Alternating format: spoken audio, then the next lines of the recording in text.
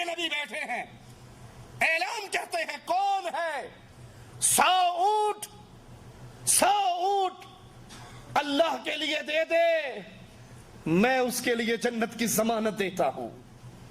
سیدنا عثمان رضی اللہ عنہ وارضاہ کا قافلہ اونٹوں کا تجارت کے لیے نکلنے کے لیے تیار، آپ اس قافلے کو روکتے ہیں، 100 اونٹ امام الانبیاء کو دیتے ہیں۔ اللہ کے نبی پھر سوال کرتے ہیں کون ہے 100 اونٹ دے دے، میں اس کو اللہ کی جنت کی ضمانت دیتا ہوں۔ سیدنا عثمان پھر کہتے ہیں آقا اونٹ مجھ سے لیجئے، جنت مجھے دیجئے۔ نبی پھر مانگتے ہیں، عثمان پھر دیتے ہیں، نبی پھر مانگتے ہیں، عثمان پھر دیتے ہیں۔ 900 اونٹ سیدنا عثمان کجاووں سے لدے ہوئے تیار حالت کے اندر رسول کریم صلی اللہ علیہ وسلم کو دیتے ہیں، اور 100 گھوڑے سیدنا عثمان رضی اللہ عنہ وارضاہ اللہ کے رسول صلی اللہ علیہ وسلم کے دربار میں لاتے ہیں۔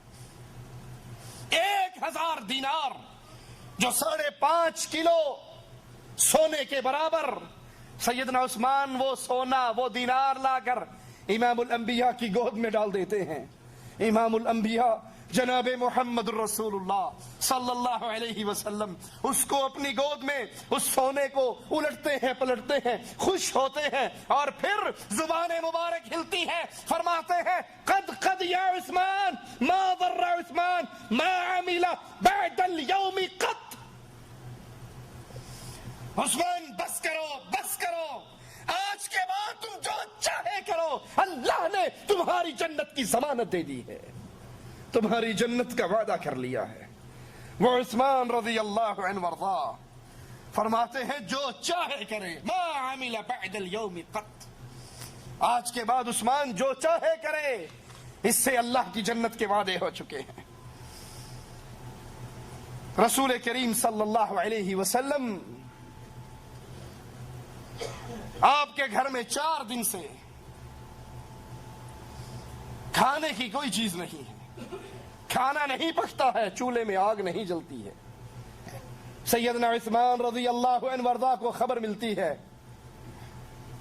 تو اپنے پاس سے راشن لے کر، کچھ اشرفیے لے کر، کچھ دینار لے کر، ایک بکرا لے کر، کچھ آٹا اور کھجورے لے کر، 300 درہم لے کر اللہ کے رسول صلی اللہ علیہ وسلم کے گھر پہنچتے ہیں۔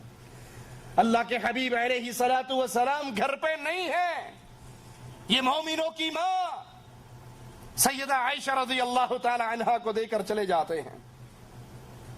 آقا علیہ الصلوۃ والسلام اپنے گھر میں لوٹتے ہیں، مومنوں کی ماں ماجرا بتاتی ہے، یا رسول اللہ صلی اللہ علیہ وسلم عثمان آئے تھے، یہ آٹا، یہ کھجوریں، یہ 300 درہم، یہ جانور، یہ بکرا سیدنا عثمان دے کر گئے، اور پھر تھوڑی ہی دیر کے بعد بھونا ہوا گوشت اور کچھ روٹیاں بھی دے کر گئے۔ سیدہ عائشہ رضی اللہ تعالی عنہا فرماتی ہیں امام الانبیاء نے جب یہ بات سنی اپنے حجرے میں نہ ٹھہرے، فوراً اپنی مسجد میں آئے، اور مسجد میں آ کر اپنے ہاتھوں کو بلند کر کے کہتے ہیں اے اللہ میں عثمان سے راضی ہوا، تو بھی عثمان سے راضی ہو جا۔ اے اللہ میں عثمان سے راضی، تو بھی عثمان سے راضی ہو جا۔ اے اللہ میں عثمان سے راضی، تو بھی عثمان سے راضی ہو جا۔ 3 مرتبہ رسول کریم صلی اللہ علیہ وسلم یہ دعا دیتے ہیں، اللہ میں عثمان سے راضی، تو بھی عثمان سے راضی ہو جا۔ سیدنا عثمان کے ایمان کا انکار کرنے والوں، ان پہ تہمت لگانے والوں، ان کو گالیاں دینے والوں، یہ وہ ذات ہے کہ خلافت پر نہ بیٹھی تھی، خلافت نہ سنبھالی تھی، 5000 غلام، زر خرید غلام سیدنا عثمان رضی اللہ عنہ وارضاہ کے کاروبار کو چلانے والے ہوا کرتے تھے۔ آپ کے جانوروں کا لشکر مدینے میں نہ سماتا تھا، اور جب مسلمانوں کی ذمہ داری آپ کے کندھوں پہ پڑی، اپنا سارا مال اللہ کے راستے میں خرچ کر دیا۔ یہ وہ ذات تھی جس سے آسمان کے فرشتے بھی حیا کیا کرتے تھے۔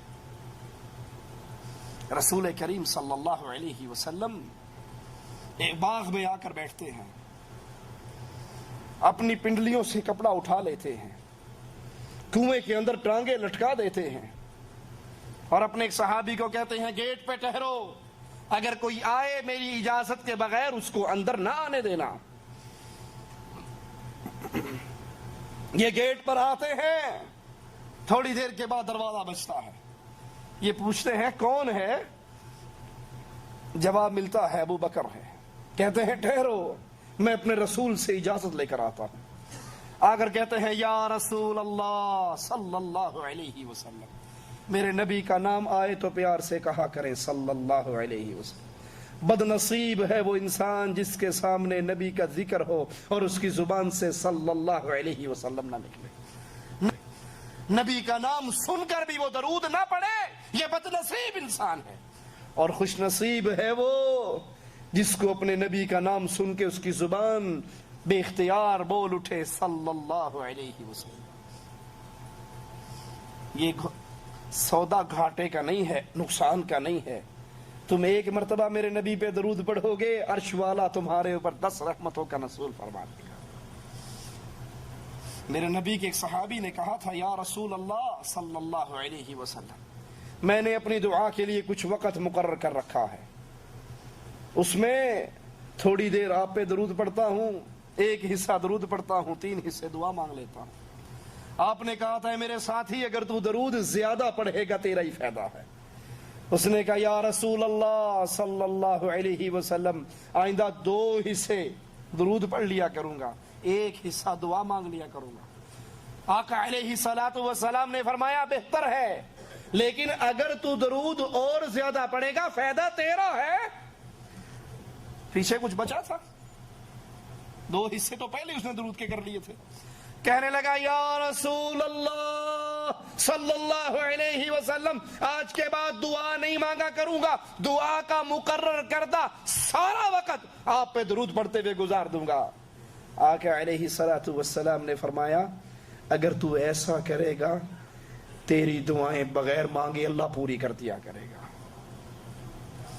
جو تو نے مانگنا ہے، جو تو نے ڈیمانڈ کرنی ہے، جو تو نے سوال کرنا ہے، جو تو نے جھولی پھیلانی ہے، اللہم ربنا کی صدائیں لگا کر جو کچھ تو نے مانگنا ہے، اگر تو دعا کا سارا وقت محمد کریم پہ درود پڑھتے ہوئے گزار دے گا تو پھر گارنٹی سن لے امام الانبیاء سے، تیری مانگے بغیر ساری پوری ہو جایا کریں گی اور تیرے نامہ اعمال میں گناہ بھی باقی نہیں رہیں گے۔ کہتے ہیں اللہ کے حبیب علیہ الصلوۃ والسلام دروازے پر ابو بکر ہیں،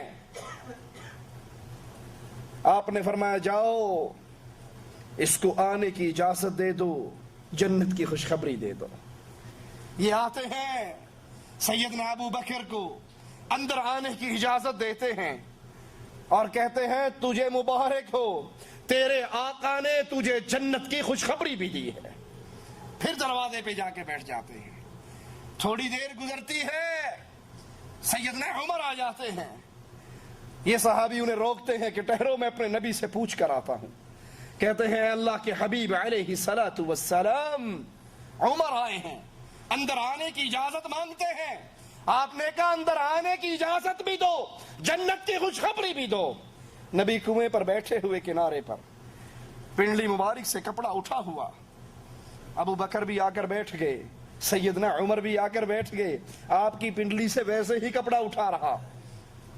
تیسری بار دروازہ بجتا ہے، سیدنا عثمان رضی اللہ عنہ وارضہ آتے ہیں، جواب ملتا ہے ٹھہرو میں اپنے نبی سے اجازت لے آؤں۔ کہتے ہیں یا رسول اللہ صلی اللہ علیہ وسلم، سیدنا عثمان آئے ہیں، اندر آنے کی اجازت مانگ رہے ہیں۔ جواب ملتا ہے جاؤ عثمان کو اندر آنے کی اجازت بھی دے دو، رب کی جنت کی خوشخبری بھی دے دو۔ جو ہی سیدنا عثمان آئے، اللہ کے رسول صلی اللہ علیہ وسلم کی پنڈلی مبارک سے جو کپڑا اٹھا ہوا تھا، ابو بکر آئے تو اٹھا رہا، عمر آئے تو اٹھا رہا، جب عثمان آئے آپ نے اپنے کپڑے کو ٹھیک کر لیا، اپنی پنڈلیوں کو چھپا لیا۔ کہنے والے نے کہا یا رسول اللہ صلی اللہ علیہ وسلم، ابو بکر آئے آپ کی پنڈلیاں ننگی رہیں، عمر آئے آپ کی پنڈلیاں ننگی رہی، یہ عثمان آئے ہیں آپ نے اپنے کپڑے کو ٹھیک کر لیا۔ کہا سوال کرنے والے میں اس سے حیا کیوں نہ کروں جس سے آسمان کے فرشتے بھی حیا کرتے ہیں. وہ سیدنا عثمان رضی اللہ عنہ وارضا. اللہ سے دعا ہے اللہ ہمیں ان کے نقش قدم پر چلنے کی توفیق عطا فرمائے, ہمیں زندہ رکھے, ایمان پہ رکھے, موت دے تو اسلام پر دے, اور اس حال میں دے کہ اللہ ہم سے راضی ہو اور ہم اللہ سے راضی ہوں.